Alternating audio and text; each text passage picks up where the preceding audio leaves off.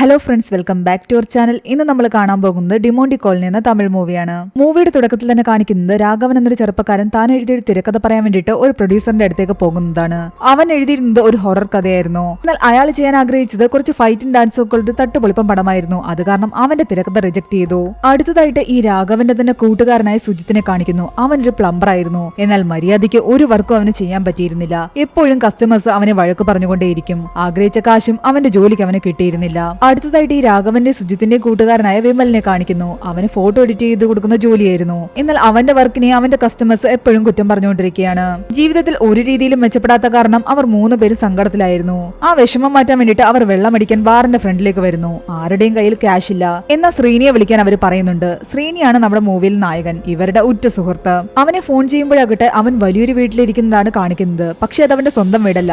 അവിടെ ഒരു വീട്ടമ്മയുണ്ടായിരുന്നു. അവരുടെ ഹസ്ബൻഡ് പുറത്തു പോയിരിക്കുന്ന കാരണം ഇവരാകട്ടെ 2 ദിവസത്തേക്ക് അവനെ വീട്ടിൽ വിളിച്ചു നിർത്തിയിരിക്കുകയാണ്. നമ്മൾ വിചാരിക്കും വേറെന്തോ സെറ്റപ്പ് ആണെന്ന്. എന്നാൽ ആ വീട്ടിലെ ഉള്ളിയെരിയുന്ന മുതൽ എല്ലാ പണിയും അവനെ കൊണ്ടെടുപ്പിക്കുകയാണ് അവർ ചെയ്തുകൊണ്ടിരുന്നത്. ഇതിനൊരു വേലക്കാരിയെ വെച്ചാൽ പോരെ എന്ന് അവനിടയ്ക്ക് അവരോട് ചോദിക്കുന്നുണ്ട്. എന്നാൽ കറക്റ്റ് ആ സമയത്ത് തന്നെ അവരുടെ ഹസ്ബൻഡ് ജോലിയെല്ലാം തീർത്തിട്ട് നേരത്തെ എത്തുന്നു. ഹസ്ബൻഡ് വന്നതും അവരാകട്ടെ ഇവനെ പെട്ടെന്ന് അവിടെ നിന്നും പറഞ്ഞു വിടുകയാണ്. എന്നിട്ട് അവരുടെ പേഴ്സിൽ നിന്ന് 2000 രൂപ അവന്റെ കയ്യിലേക്ക് എറിഞ്ഞു കൊടുക്കുകയും ചെയ്യുന്നു. വീടിന്റെ ബാക്കിലുള്ള പൈപ്പ് വഴി അവൻ താഴേക്ക് ഇറങ്ങുന്നു. ഇത്രയും നാണം കെട്ട പണിക്ക് വന്നിട്ട് ഇങ്ങനെ ക്യാഷ് ഉണ്ടാക്കുന്നതിൽ അവന് ഒരുപാട് വിഷമമുണ്ടായിരുന്നു. അവിടെ നിന്ന് ഇറങ്ങിയ ശ്രീനി ആകട്ടെ നേരെ തന്റെ കൂട്ടുകാരുടെ അടുത്തേക്ക് പോകുന്നു. ഒരു ബാറിലിരുന്ന് അവർ മദ്യപിക്കുകയായിരുന്നു. 4 പേരും സാമ്പത്തികമായിട്ട് ഒരുപാട് ബുദ്ധിമുട്ടിലാണ്. തങ്ങളുടെ വിഷമങ്ങളൊക്കെ പറഞ്ഞിട്ട് അവർ മദ്യപിച്ച് പുറത്തേക്ക് ഇറങ്ങുന്നു. ആ സമയത്ത് നല്ല പോലെ മഴ പെയ്യുന്നുണ്ടായിരുന്നു. ബസ് സ്റ്റോപ്പിൽ കയറി നിൽക്കുമ്പോൾ രാഘവൻ പറയുന്നുണ്ട്, ഇന്നത്തെ രാത്രി കൊള്ളാം, നമുക്ക് അഡ്വഞ്ചർ ആയിട്ട് എന്തെങ്കിലും ചെയ്താലോ എന്ന്. ഇവിടെ അടുത്ത് ഡിമോണ്ടി കോളനി എന്ന് പറയുന്ന ഒരു ബംഗ്ലാവ് ഉണ്ട്, നമുക്ക് അവിടേക്ക് പോകാം. എന്നാൽ സുജിത്തിന് അതൊക്കെ വലിയ പേടിയായിരുന്നു. വേണ്ട എന്ന് അവൻ പറഞ്ഞിട്ടും അവന്റെ കൂട്ടുകാര് അവനെ നിർബന്ധിച്ച് അവിടേക്ക് കൂട്ടിക്കൊണ്ടു പോകുന്നു. ആ ബംഗ്ലാവ് പുറത്തുനിന്ന് കാണാൻ തന്നെ നല്ല പേടിയാകുമായിരുന്നു. അകത്തേക്ക് കടന്നപ്പോഴാകട്ടെ എല്ലാം തന്നെ തകർന്ന് തരിപ്പണമായി കിടക്കുകയാണ്. അതിനുള്ളിൽ നിറയെ കാടും പടലും ഒക്കെ ഉണ്ടായിരുന്നു. അവർ മൊബൈൽ വെളിച്ചത്തിൽ ഉള്ളിലേക്ക് പോയിക്കൊണ്ടിരിക്കുകയാണ്. സുജിത്ത് ആകട്ടെ തനിക്ക് പേടിയാകുന്നു, തിരിച്ചു പോകാന്ന് പറഞ്ഞിട്ട് കൂട്ടുകാരൻ നിർബന്ധിക്കുകയാണ്. എന്നാൽ ഈ തക്കം നോക്കി വിമൽ പറയുന്നുണ്ട്, നമുക്ക് ഇവനെ ഒന്ന് പേടിപ്പിക്കാമെന്ന്. അങ്ങനെ സുജിത്തിനെ ഒരിടത്ത് ഒറ്റയ്ക്കാക്കിയിട്ട് ബാക്കി എല്ലാവരും പല വഴിക്ക് മുങ്ങുന്നു. സുജിത്ത് പേടിച്ച് കൂട്ടുകാരെ വിളിക്കുകയാണ്. പക്ഷേ ഈ 4 പയ്യന്മാർക്കും അറിയില്ലായിരുന്നു അവർ വന്നു കയറിയിരിക്കുന്നത് വലിയൊരു അപകടത്തിലേക്കാണെന്ന്. ശ്രീനി മറ്റൊരിടത്തേക്ക് നടന്നു പോകുന്ന വഴിക്ക് തന്റെ ബാക്കിൽ ആരോ ഉണ്ടെന്ന് അവന് തോന്നുന്നു. പെട്ടെന്ന് തിരിഞ്ഞു നോക്കുമ്പോ ആരെയും തന്നെ കാണുന്നില്ല. സുജിത്ത് അപ്പോഴും അവിടെ കിടന്ന് കൂട്ടുകാരെ വിളിക്കുകയാണ്. എടാ ഒന്ന് വാടാ, എനിക്ക് പേടിയാകുന്നു എന്ന് പറഞ്ഞിട്ട്. രാഘവനാകട്ടെ മറ്റൊരു റൂമിലേക്ക് കയറുന്നു. എന്നാൽ എന്തോ ഒരു പന്തുകേട് അവന് തോന്നി. അവൻ അവിടെ ഉണ്ടായിരുന്ന ചെയറിലേക്ക് നോക്കിയത് ഞെട്ടിപ്പോയി. പ്രേതത്തെ പോലെ തോന്നിക്കുന്ന കുറച്ച് ആൾക്കാർ ആ ചെയറിലിരിക്കുന്നു. ഒരു നിമിഷം കൊണ്ട് അവര് മാഞ്ഞു പോവുകയും ചെയ്തു. ഈ ബംഗ്ലാവില് എന്തൊക്കെ പ്രശ്നങ്ങളുണ്ടെന്ന് അവന് മനസ്സിലായി. അവൻ കൂട്ടുകാരെയും കൂട്ടി നേരെ സുജിത്തിന്റെ അടുത്തേക്ക് ചെല്ലുന്നു. സുജിത്ത് ആകട്ടെ ആകെ പേടിച്ച് വരച്ച് നിൽക്കുകയായിരുന്നു. അവനെയും കൂട്ടി അവരെങ്ങനെയൊക്കെയോ ബംഗ്ലാവിന് പുറത്ത് കടന്നു. അവർ 4 പേരും ഒരു പഴകിയ അപ്പാർട്ട്മെന്റിലാണ് താമസിക്കുന്നത്. അവിടെ എത്തിയപ്പോൾ മുതലാകട്ടെ സുജിത്ത് അവരോട് പറയുന്നുണ്ട്, നമുക്കൊരു ജോൽസിനെ പോയി കാണാമെന്ന്. അങ്ങനെ അവന്റെ നിർബന്ധം കാരണം അവർ പിറ്റേന്നൊരു ജോൽസിനെ പോയി കാണുന്നു. അയാളാകട്ടെ അവരുടെ ഫിംഗർ പ്രിന്റ് വെച്ചിട്ട് താളിയോലകൾ തിരഞ്ഞെടുത്ത് അതിലൂടെയാണ് അവരുടെ ഭാവി പറഞ്ഞുകൊണ്ടിരിക്കുന്നത്. ശ്രീനിയുടെ ഫിംഗർ പ്രിന്റ് കണ്ടിട്ട് അത് വെച്ചെടുത്ത താളിയോലയുടെ അയാൾ പറയുന്നുണ്ട്, ഇത്രയും മോശപ്പെട്ടൊരു ജാതകം ഞാൻ കണ്ടിട്ടില്ല എന്ന്. നിനക്ക് മൊത്തം പ്രശ്നങ്ങളാണ്, മോശം സമയമാണ് എന്ന്. വിമലിന്റേതാകട്ടെ അതിനേക്കാൾ മോശമാണെന്നാണ് അയാൾ പറയുന്നത്. അടുത്തതായിട്ട് സുജിത്തിന്റേത് ചെയ്യാൻ അവർ പറയുന്നു. എന്നാൽ വേണ്ടാന്ന് സുജിത്ത് പറയുന്നുണ്ട്. അത് പറഞ്ഞാൽ പറ്റില്ല, നിനക്കല്ലായിരുന്നു നിർബന്ധം എന്ന് പറഞ്ഞിട്ട് അവന്റെയും ഫ്യൂച്ചർ അവർ നോക്കുന്നു. എന്നാൽ സുജിത്തിന്റെ ഫ്യൂച്ചർ പറയാനുള്ള താളിയോല ഇവിടെ ഇരിപ്പില്ല എന്നും കുറച്ചൊക്കെ വേറെ സ്ഥലത്താണ് ഇരിക്കുന്നതെന്നും അയാൾ പറയുന്നു. ഒരു കാര്യം ചെയ്യും, നിങ്ങൾ 2 ദിവസം കഴിഞ്ഞ് വന്നു കഴിഞ്ഞാൽ ഞാൻ താളിയോല അവിടെ നിന്ന് എടുപ്പിച്ചുകൊണ്ട് വരാം, അത് നോക്കി പറയാമെന്ന്. അങ്ങനെയാണെങ്കിൽ ഞങ്ങൾ പിന്നീട് വരാമെന്ന് പറഞ്ഞിട്ട് കാശും കൊടുക്കാതെ അവിടെ നിന്നും ശ്രീനി കൂട്ടുകാരെ വിളിച്ചുകൊണ്ട് പോവുകയാണ്. അങ്ങനെ കുറെ സമയം കഴിഞ്ഞിട്ട് ശ്രീനി തന്റെ ബൈക്ക് എടുത്തുകൊണ്ട് പോകുന്ന വഴിക്ക് ആ ജോൽസൻ അവനെ വിളിക്കുന്നുണ്ട്. എന്നാൽ അയാൾ പറയുന്നതൊന്നും കൃത്യമായിട്ട് കേൾക്കുന്നുണ്ടായിരുന്നില്ല. അയാൾ പറയുന്നുണ്ട്, നിങ്ങൾ എത്രയും പെട്ടെന്ന് തിരിച്ചു വരണമെന്നും എനിക്ക് അത്യാവശ്യമായിട്ട് ഒരു കാര്യം പറയാനുണ്ടെന്നും. എന്നാൽ ഫോണിലൂടെ പറയാൻ അവൻ പറയുന്നുണ്ട്. അയാൾ എന്തൊക്കെയോ പറയുന്നു, എല്ലാം മുറിഞ്ഞു മുറിഞ്ഞാണ് കേൾക്കുന്നത്. അത് കാരണം വീണ്ടും ജോൽസിന്റെ അടുത്തേക്ക് ശ്രീനി പോവുകയാണ്. എന്നാൽ അവിടെ ചെല്ലുമ്പോഴാകട്ടെ നിറയെ ആൾക്കൂട്ടമായിരുന്നു. അവൻ നോക്കുമ്പോൾ ആ ജോൽസിനെ ആത്മഹത്യ ചെയ്ത നിലയിലാണ് കണ്ടെത്തുന്നത്. ആൾക്കാർ പറയുന്നത് എന്തൊക്കെയോ സാമ്പത്തിക പ്രശ്നമാണെന്നാണ്. എന്നാൽ കുറച്ചു മുമ്പ് തന്നെ വിളിച്ചയാൾ എങ്ങനെ ആത്മഹത്യ ചെയ്തു എന്ന് ആലോചിച്ച് അവൻ നിൽക്കുകയായിരുന്നു. അവൻ ഇതൊന്നും കൂട്ടുകാരോട് പറയുന്നില്ല.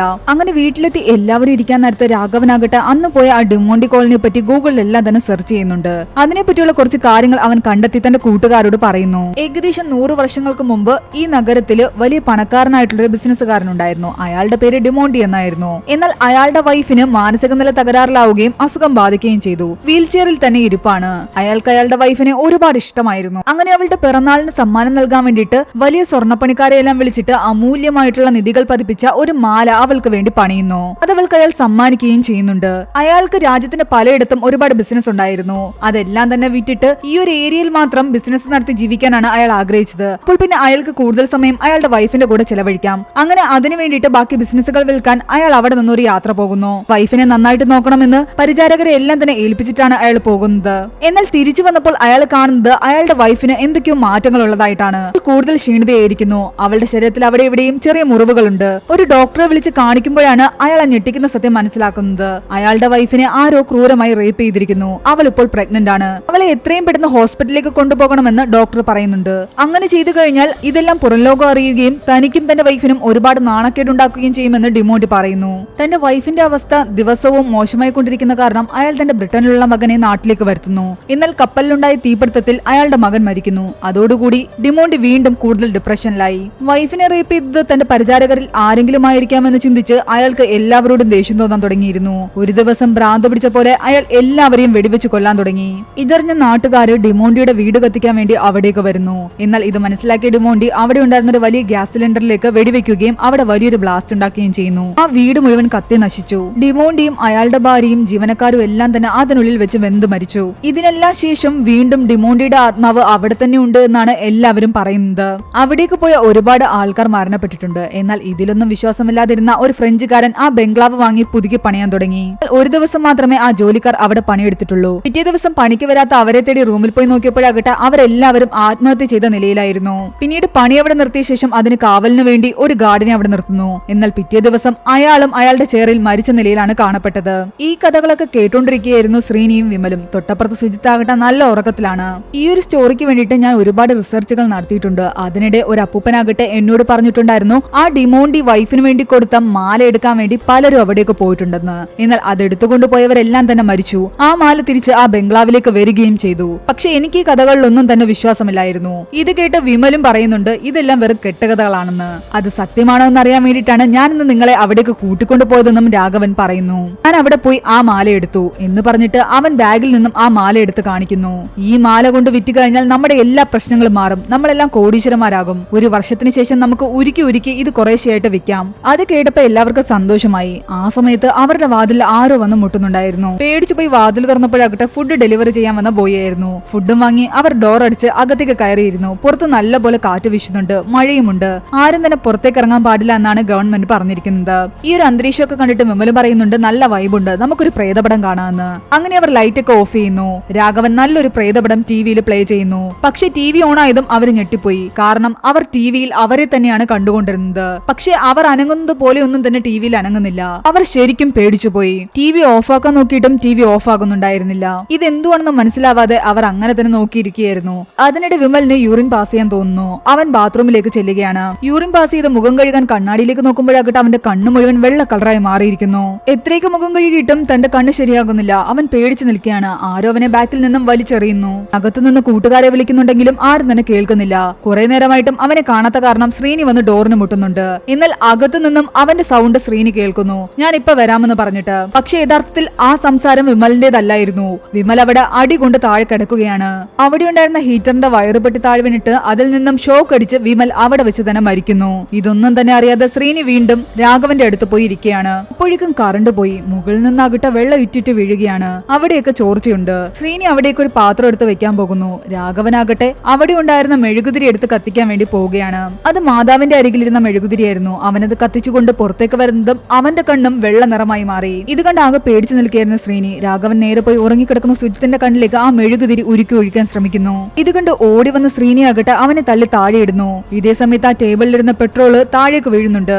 രാഘവന്റെ ബാക്കിലെല്ലാം തന്നെ പെട്രോൾ പരന്നിട്ടുണ്ട്. അവന്റെ കയ്യിലിരിക്കുന്ന മെഴുകുതിരി അപ്പോഴും കെട്ടിട്ടുണ്ടായിരുന്നില്ല. അത് ഊതിക്കെടുത്താൻ ശ്രീനി പറയുന്നുണ്ട്. അവനത് കേൾക്കാതെ നിൽക്കുകയാണ്. ശ്രീനി അത് ഊതിക്കെടുത്തുന്നു. എന്നാൽ ചെറിയൊരു തീപ്പൊരി അവന്റെ ശരീരത്തിലേക്ക് പോയി വീണതും അവന്റെ ശരീരത്തിലേക്ക് തീ ആളി പടരാൻ തുടങ്ങി.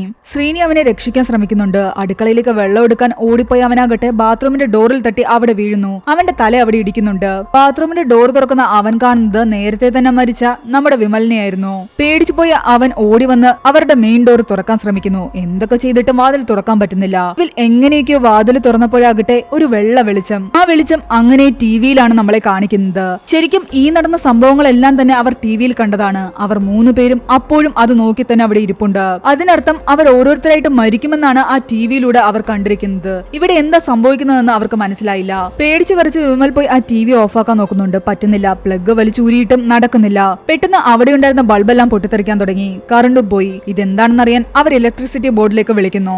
ഈ മഴ സീസണിൽ എല്ലായിടത്തും ഇതേ അവസ്ഥയാണെന്ന് അയാൾ പറയുന്നു. എന്നാൽ പറ്റുവാണെങ്കിൽ ഒന്ന് അത്യാവശ്യമായിട്ട് ഇവിടെ വരെ വരാൻ ശ്രീനി പറയുന്നുണ്ട്. ചോദിക്കുന്ന കാശ് തരാമെന്ന് പറഞ്ഞപ്പോൾ അയാൾ വരാമെന്ന് സമ്മതിക്കുന്നു. ആ സമയത്ത് അവരുടെ ഡോറിന് പുറത്ത് ആരോ വന്ന് നിൽക്കുന്നതും സംസാരിക്കുന്നതും അവർക്ക് മനസ്സിലാകുന്നു. ഡോർ തുറക്കാൻ പറ്റുന്നില്ല. ഡോർ തുറക്കാൻ നേരത്ത് വല്ലാത്തൊരു സൗണ്ട് കേൾക്കുന്നു. ആ സൗണ്ട് കേട്ട് അവരുടെ ചെവിയിൽ നിന്ന് ചോര വരാൻ തുടങ്ങി. കുറെ നേരം അവർ വെയിറ്റ് ചെയ്തിട്ട് വീണ്ടും ഇലക്ട്രിസിറ്റി ബോർഡിലേക്ക് വിളിക്കുമ്പോഴാകട്ടെ അയാൾ പറയുന്നുണ്ട്, ഞാൻ ഇപ്പോഴില്ലേ അവിടെ വന്ന് ശരിയാക്കിയിട്ട് പോയതെന്ന്, നിങ്ങളല്ലേ എനിക്ക് കാശ് തന്നതെന്ന്. ഇത് കേട്ട് അവർ ഞെട്ടി. അതിനർത്ഥം പുറത്തുനിന്ന് സംസാരിച്ചത് അയാളായിരുന്നു. അയാൾ നമ്മളെ വന്ന് കണ്ടിട്ടും പോയിരിക്കുന്നു. നമ്മൾക്ക് പകരം ആരോ അയാളെടുത്ത് സംസാരിച്ചിരിക്കുന്നു. എന്തൊക്കെയോ അമാനുഷികമായിട്ട് നടക്കുന്നതെന്ന് അവർക്ക് മനസ്സിലായി. പേടിച്ചുപോയ ശ്രീനി രാവിലെ നടന്ന സംഭവം അവരോട് പറയുന്നു. ആ ജോൾസിന്റെ കാര്യം. നിന്റെ ഫോണിൽ ഫോൺ റെക്കോർഡർ ഇല്ലേ, അതുകൊണ്ട് അയാൾ പറഞ്ഞത് എന്താണെന്ന് നമുക്ക് ഒന്നുകൂടി കേട്ട് നോക്കാമെന്ന്. അങ്ങനെ അവർ അത് പ്ലേ ചെയ്ത് നോക്കുമ്പോൾ ശരിക്കും ഞെട്ടിപ്പോകുന്നു. കാരണം അയാൾ പറഞ്ഞത് ഇങ്ങനെയായിരുന്നു, നിങ്ങളുടെ കൂടെ വന്ന ആ സുജിത്തിന്റെ ജാതകമില്ലേ, അത് ഞാൻ നോക്കി. ആ താളിയോലയിൽ എഴുതിയിരിക്കുന്ന വെച്ച് നോക്കുവാണെങ്കിൽ അവൻ ഇന്നലെ തന്നെ മരിച്ചു. നിങ്ങളുടെ കൂടെയുള്ളത് അവന്റെ ശവം മാത്രമാണ്. ഇത് കേട്ടതും അവർ ഞെട്ടിത്തെരിക്കുന്നു.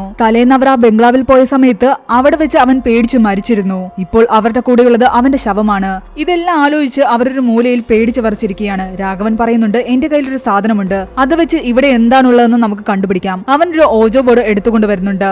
എങ്ങനെയെങ്കിലും നമുക്ക് ഈ ആത്മാവിനെ ഇവിടെ നിന്നും ഓടിക്കാമെന്ന് അവൻ പറയുന്നു. എന്നാൽ ആ ഓജോ ബോർഡിലേക്ക് വന്നത് ഒരു നല്ല ആത്മാവായിരുന്നു. ആ റൂമിലുള്ള അവരെ പേടിപ്പിക്കുന്ന ആത്മാവല്ലായിരുന്നു. ഫുഡ് സ്പിരിറ്റിനോട് അവർ ചോദിക്കുന്നുണ്ട്, ഈ റൂമിൽ നിങ്ങളെ കൂടാതെ വേറെ ആരെങ്കിലും ഉണ്ടോ എന്ന്. ഉണ്ടെന്ന് പറയുന്നു. അതൊരു ബാഡ് സ്പിരിറ്റ് ആണ്.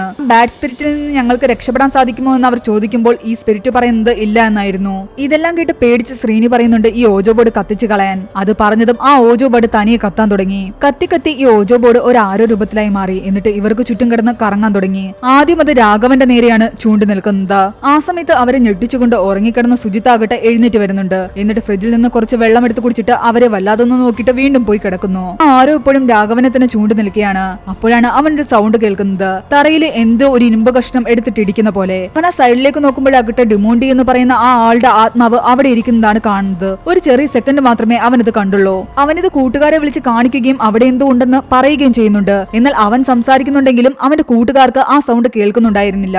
അവന്റെ കണ്ണ് ഫുള്ള് വെള്ളയായി മാറി. കൂട്ടുകാർ താൻ പറയുന്നത് കേൾക്കാത്ത കാരണം അവിടെ ഇരുന്ന മാർക്കർ എടുത്ത് അവൻ ടിവിയിൽ എഴുതി കാണിക്കുന്നുണ്ട്, അയാൾ നമ്മളെ കൊല്ലുമെന്ന്. അടുത്ത നിമിഷം തന്നെ ഡിമോണ്ടിയുടെ ആത്മാവ് വന്ന് പാവൻ രാഘവനെ വലിച്ചെടുത്തുകൊണ്ടുപോയി ആ ബാത്റൂമിലിട്ട് ക്രൂരമായി കൊല്ലുന്നു. നേരത്തെ എങ്ങനെയാണോ വിമലിനെ കൊല്ലുന്നത് ആ ടിവിയിൽ കാണിച്ചത്, ആ രീതിയിലാണ് ഇവിടെ രാഘവൻ മരിക്കുന്നത്. അവർ ആ ഡോർ ആകട്ടെ ശക്തിയായിട്ട് വലിച്ചു തുറക്കാൻ ശ്രമിക്കുന്നുണ്ട് അവനെ രക്ഷിക്കാൻ വേണ്ടി. എന്നാൽ പറ്റുന്നില്ല. അതിനിടെ വിമല് താഴേക്ക് പോയി വീഴുന്നു. അവിടെ ഉണ്ടായിരുന്ന ഒരു വെള്ള ക്യാനില് അവന്റെ തല പോയി ഇടിക്കുന്നുണ്ട്. കുറെ നേരത്തെ ശ്രമത്തിന് ശേഷം ആ വാതിൽ തുറക്കുന്നു. അപ്പോഴേക്കും രാഘവൻ മരിച്ചിട്ടുണ്ടായിരുന്നു. ഇവിടെ നിന്ന് എങ്ങനെയെങ്കിലും രക്ഷപ്പെട്ടേ പറ്റുമെന്ന് വിമല് പറയുന്നു. ആ ടിവിയിൽ കാണിച്ച പോലെ ഞങ്ങൾ രണ്ടുപേരും മരിച്ച ശേഷം നീ ഇവിടെ നിന്ന് രക്ഷപ്പെടുന്നതായിട്ട് കാണിച്ചില്ലേ, നമുക്ക് അങ്ങനെ രക്ഷപ്പെട്ടാലോ എന്ന്. പക്ഷെ ആ സംസാരിച്ചുകൊണ്ട് നിൽക്കുന്ന സമയത്ത് തന്നെ ശ്രീനിയുടെ കണ്ണ് വെള്ളയായി മാറി. വിമല് പറയുന്നുണ്ട്, നീ കണ്ണാടിയിലേക്ക് നോക്കാൻ. അടുത്തതായിട്ട് താനാണ് മരിക്കാൻ പോകുന്നതെന്ന് ശ്രീനിക്ക് മനസ്സിലായി. അവൻ ഭ്രാന്തനെ പോലെയായിരുന്നു അവിടെ കിടന്ന് എന്തൊക്കെയോ കാണിച്ചുകൊണ്ടിരുന്നത്. എന്നെ തടയാൻ ശ്രമിച്ച വിമലിനെ ആകട്ടെ അവൻ ഒറ്റയടിക്ക് താഴേക്ക് വീഴുന്നു. അവിടെയാകട്ടെ ക്യാനിൽ നിന്ന് വീണ വെള്ളമുണ്ടായിരുന്നു. അതിൽ പോയി വീണതും നിമിഷ നേരം കൊണ്ട് വിമലാകട്ടെ കത്തിക്കരിഞ്ഞ് ചാമ്പലായി പോകുന്നു. ഇയാളൊരു ഫ്ലാഷ് ബാക്ക് കാണിക്കുന്നത്. നേരത്തെ ഡോർ തുറക്കാൻ ശ്രമിച്ചപ്പോൾ വിമലാകട്ടെ ബാക്കിലേക്ക് പോയി വീണില്ലേ,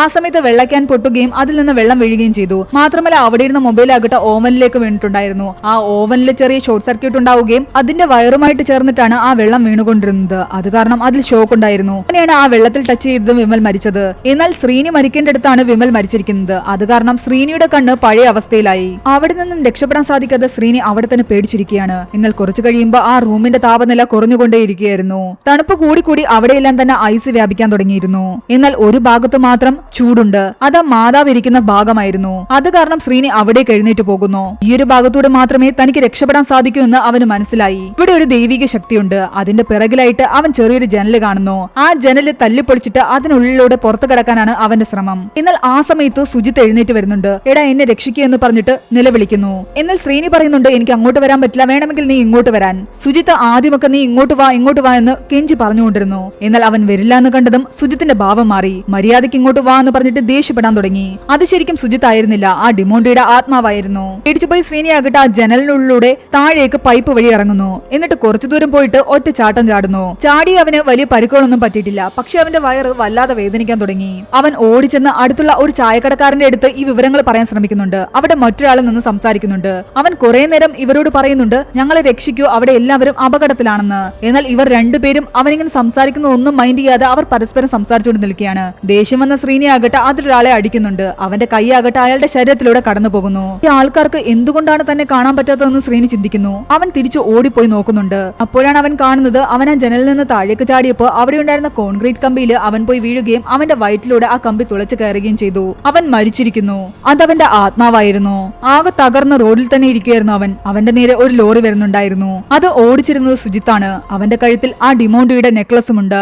അപ്പോഴാണ് അവൻ നേരത്തെ രാഘവൻ പറഞ്ഞ കാര്യം ഓർക്കുന്നത്. ആ ഡിമോണ്ടിയുടെ മാല എവിടെ പോയാലും അത് ആ ബംഗ്ലാവിലേക്ക് തന്നെ തിരിച്ചു പോകും. അതെടുക്കുന്നവരെല്ലാം തന്നെ മരിക്കുകയും ചെയ്യും. ആ പറഞ്ഞ കഥകളെല്ലാം സത്യമായി മാറിയിരിക്കുന്നു. ഇവിടെയാണ് ഈ മൂവി അവസാനിക്കുന്നത്. ഈ മൂവിയുടെ സെക്കൻഡ് പാർട്ടിന്റെ എക്സ്പ്ലനേഷൻ വേണ്ടവർ താഴെ ഒന്ന് കമന്റ് ചെയ്യുക. ഈ സ്റ്റോറി എങ്ങനെയുണ്ടായിരുന്നു താഴെ കമന്റ് ചെയ്യുക. എക്സ്പ്ലനേഷൻ ഇഷ്ടപ്പെട്ടെങ്കിൽ വീഡിയോ ലൈക്ക് ചെയ്യാനും ചാനൽ സബ്സ്ക്രൈബ് ചെയ്യാനും മറക്കണ്ട.